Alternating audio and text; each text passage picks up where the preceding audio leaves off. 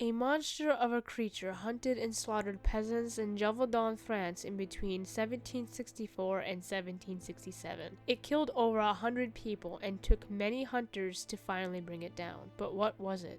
The first part of this video is linked in the description below. In that video, we discuss the victims, its strengths and weaknesses and appearances, and how it was brought down finally. In this video, we'll be discussing theories on what this monster was, and the possibility that it survived.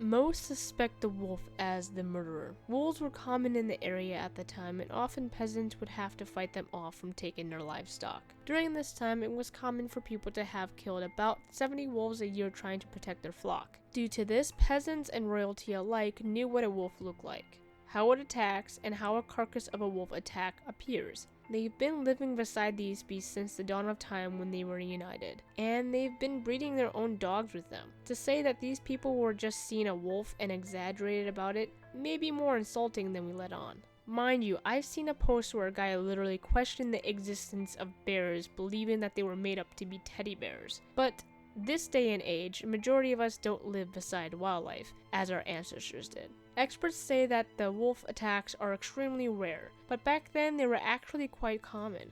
Wolves would attack in packs and usually after small children that can't defend themselves. Even then, wolves would eat the entire carcass unless they are scared off, which can happen if you have a gun or are a puma. This beast, whatever it was, didn't ever finish the meal. It gnawed on the head, chewed up the neck, and ate the insides of the belly before leaving. Wolves also usually attack at the hind legs to bring down the prey to better kill. They can rip and tear flesh and even break bones, but very rarely do they drag the body elsewhere. Wolves are usually caught in the act of eating. The only time wolves attack the head or neck of a person are usually when they are rabid, which we'll get to soon. Wolves primarily attack in packs, eat in packs, and roam in packs. When there is a lone wolf, it is usually sickly, old, or in search of another pack. Sickly and old wolves would find an easier time stalking and attacking lone prey and usually livestock. A field full of children or a field full of humans with cattle is unlikely for a lone wolf to stalk and kill. Let us bring up the dogs running away. Dogs back then were specifically trained to hunt or scare off wolves to keep the livestock safe. They were also bred with wolves and hunt to kill wolves. That means running up to an entire pack of wolves without much fear. If there is a lone wolf, the dogs probably would have had no problem going after this beast. From the victims list, only one dog was unafraid of scaring it off. Lastly, I like to bring up the stripe or mane that was mentioned by witnesses. Many conclude that this is not a characteristic of a wolf, but instead a hyena or a lion, which is true. But did you know that wolves have something similar? Yes, they have hackles. I don't personally think it was a lone wolf or a pack of wolves. The people would recognize the beast and not pull out random characteristics of creatures they probably have never personally seen, since some of these witnesses were of poorer rank. The way it killed, ate, and was perceived doesn't match up for me.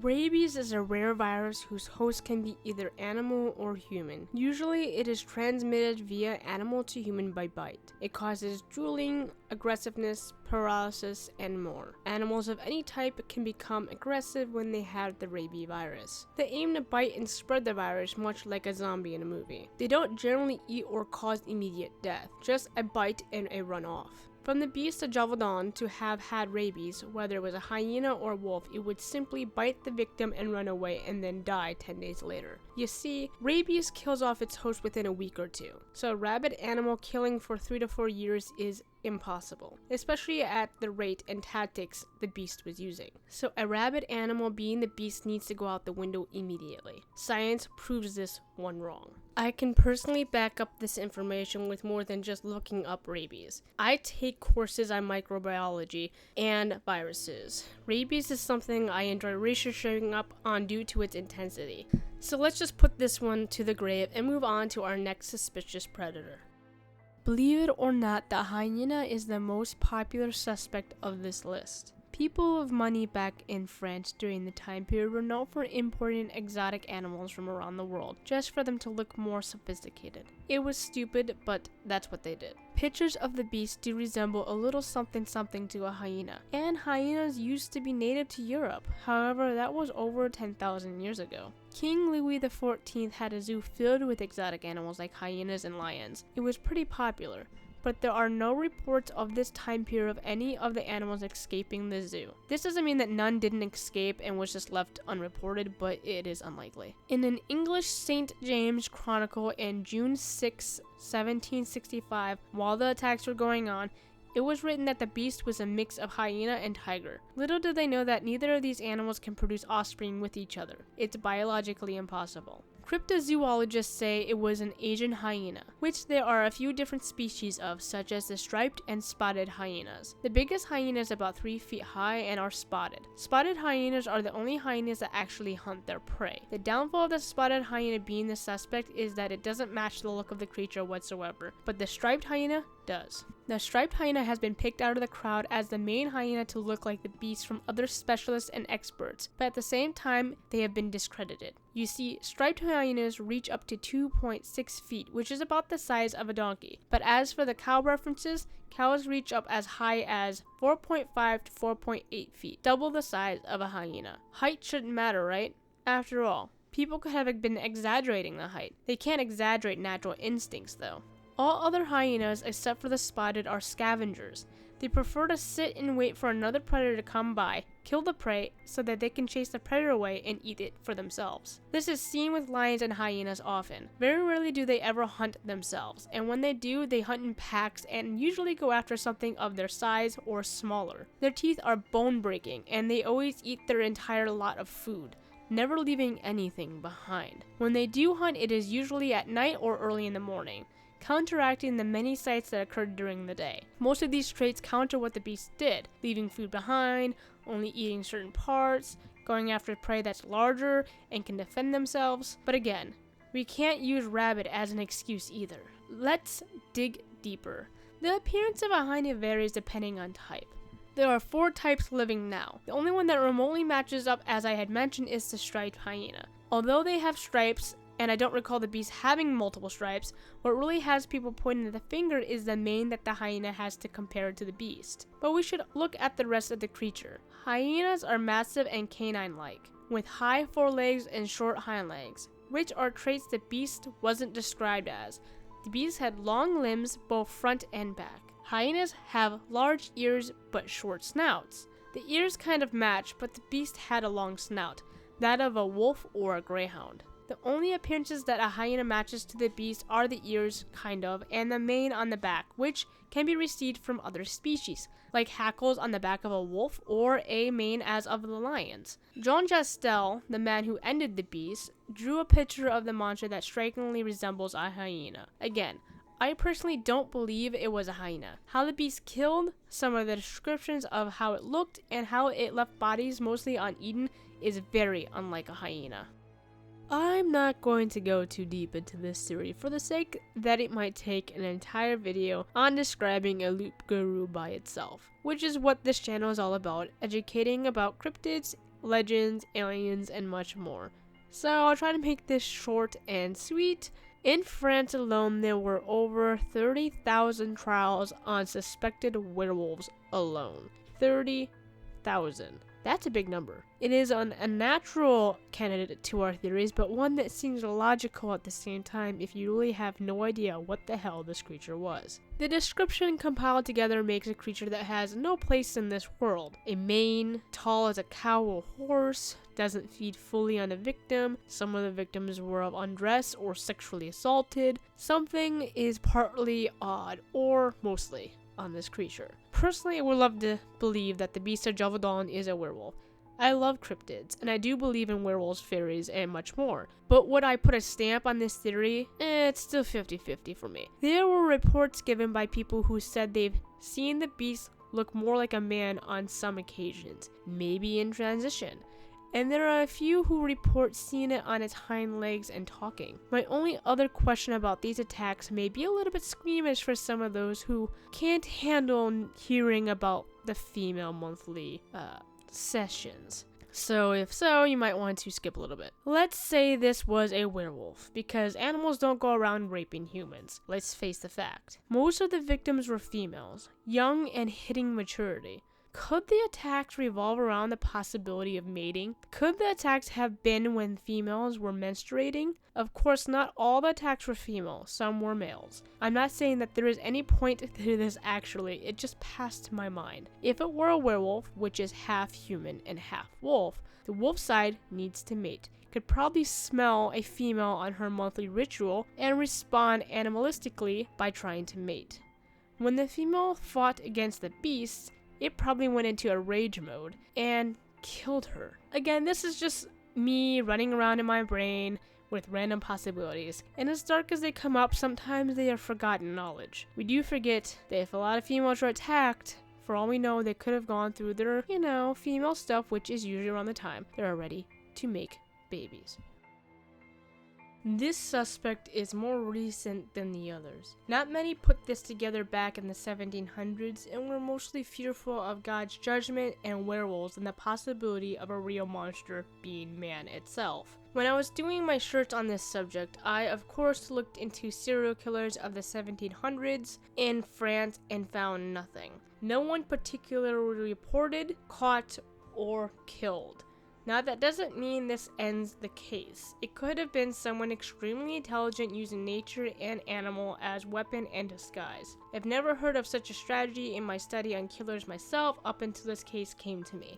Very few people have used animals to feast on human bodies to get rid of evidence, but never to the extent and for this long. Before I discuss the main accused and the possible co-workers of such a crime, I would like to start at the bottom of the barrel up. During the Middle Ages onward towards the 1700s, bands of beggars and brigands would take advantage of the werewolf hysteria. They would cloak themselves in wolf and bear hides and cause crimes against the common folk by using fear to their advantage. Do I think this is the case of the beast? No, but I felt it was right to bring it up. Jean Chastel has been on the top of the list of serial killer suspects thus far. Where the rumor originates from is beyond me, but is thought to have been started by religious figures to put an end to a mystery. One of the reasons why he is a suspect is that his son was said to have a few hyenas, hybrid half-wolves, and a giant red mastiff. Again, other than the mastiff, the rest is rumors with no real proof. Another reason for the Chastels to be blamed was for their odds with Arquebusier Antoine, whom was one of the hunters in search for the beast. Apparently during the time period Antoine was on the hunt, Jean and his son were imprisoned. For reasons I can't find anywhere, and this was only brought up by one site I was reading. And apparently while they were in prison, the attacks decreased. Again, I only found this one piece of information from only one online site. I didn't find it anywhere else, so I can't say there is much standing on this. To further investigate this serial killer possibility, Animal X interviewed Jean Chastel's descendant to get an idea of her ancestor. She said this: "He was a very good hunter. He had an excellent reputation. He was a farmer and a family man. He was courageous, a Roman Catholic, and was very religious, and was considered a man who did what he had to do. So make your own opinion." Along with the serial killer theory, people have come to believe instead of a hyena that it was actually a hybrid wolf with a dog. Now, this is very possible. Wolf dogs get very large, often overgrowing both breeds. They can be aggressive but trainable if gotten young enough. They are excellent hunters. My wolf dog can hunt a cicada dug deep into the ground without even making its sounds. I've seen it happen. It's crazy. But if this beast was a wolf dog, there are still things to wonder about, such as, why did it eat human flesh? If a wolf dog tastes human flesh, it can become aggressive even to its owner without much problem, making the animal hard to control and manage. It starts going back to its wolf-like instincts. Why were some of the victims undressed and raped? If it was June and his son, they must have had a really sick mind to go that far. Another famous suspect is Count Jean-Francis Charlet de Molette, so famous that even on his French Wikipedia page it mentions that he has had charges against him for being the possible serial killer of Beast of Gevaudan since 1930s. I am just going to call him the Count due to his name is very frustrating to say, so I hope you guys don't mind. During the attacks of Gevaudan, the Count was angered when the Beast attacked, saying such things as his province was desolated by a cruel animal that will only become more violent as winter gets stronger, which attacks did worsen as winter started. How the Count came to be accused is a little beyond me. He had a hatred for his king, that was for sure. And how he was accused was by working with the Chastels and setting their animals loose to kill a whole bunch of people. At least, that's what they say. People believe the Count did this so people would revolt since he knew the king would eventually stop trying to stop the beast. All of this accusation comes from the 1936 novel The Beast of Gevaudan by Abel Chabelet. In 1988, Raymond Francis de Buz said it was the most likely a dog of war covered in a vest of wild boar skins to protect itself from bullets and knives. According to Raymond, the monster was trained to kill by a noble of Gevaudan named Charlet, whom the Count has Charlet amongst his name, though it doesn't say particularly that it was the Count. A specialist of wild animals named Michael Louis accused the Count in 1992. His reasonings was due to the Count working with Antoine Chastel, Jean's son, and setting the beast to kill these people for satisfaction of both revenge and a thirst for power. As the beast took lives, he felt more power to him. This theory on the Count has historians uncertain, since there is no valid historical documentation on it. The Count lived 30 years after the attacks without any suspicion of murder. Regardless of this accusation, a criminal profiler was brought on Animal X in order to get an opinion from another profession. The profiler agreed on the serial killer theory, claiming that if it were a serial killer or killers in France, he or she would have been the most dangerous killer in the whole world. In the end, the beast was killed by Jean Chastel. The killing stopped. If this was a thirst for power and control, or revenge, somewhere, somehow, these people would have continued. That sort of power, fueled by fear of peasants and the sensation of the media constantly talking about them, would have encouraged more slaughter. Pride, by the Christian view, is the most dangerous sin. So what do I think? Who do I blame? There are other big theories people have thrown out there like juvenile lion and other exotics. I didn't bring them up because juvenile lions grow up. It doesn't take 3 to 4 years for them to grow up. They don't stay juvenile forever. I'd also like to mention one last thing before discussing what I think. Not one report that I have read or heard ever mentioned the beast making a sound. No roar, no howl, no chuckle. Isn't that a little odd? Half of me believes the possibility of a serial killer. Why half? A part of me can see myself going that deep into a plan on getting vengeance or power. No, I won't go around committing crimes. I'm just saying my mind wanders that far and deep. But another part of me has a firm belief that if it were a serial killer, like the Count, I can't imagine him ending his killing spree for anyone, especially since people only started accusing him well after he was dead. He could have gotten away with much more and have received that finer taste of pride instead of a lick of it. The other half believes it was a werewolf. For all you skeptics out there, I do believe in this stuff, but I also enjoy disapproving and digging into very deep crevices of a case or a monster. I like solving things and looking places people don't see or are too afraid of looking. Why I partly believe it's a werewolf? You can't tell me there were over 30,000 accused werewolves trialed and killed, and not one of them was an actual real werewolf. It just seems a little bit out of place for me. Plus, some bodies were undressed and sexually assaulted. Some were eaten in parts. There were no noises made by a beast. It just feels partly human to me. Plus, there's a little extra I'll bring up that might convince you a little bit. Now here is a little extra. A century earlier, there were similar killings in 1693 at Banai.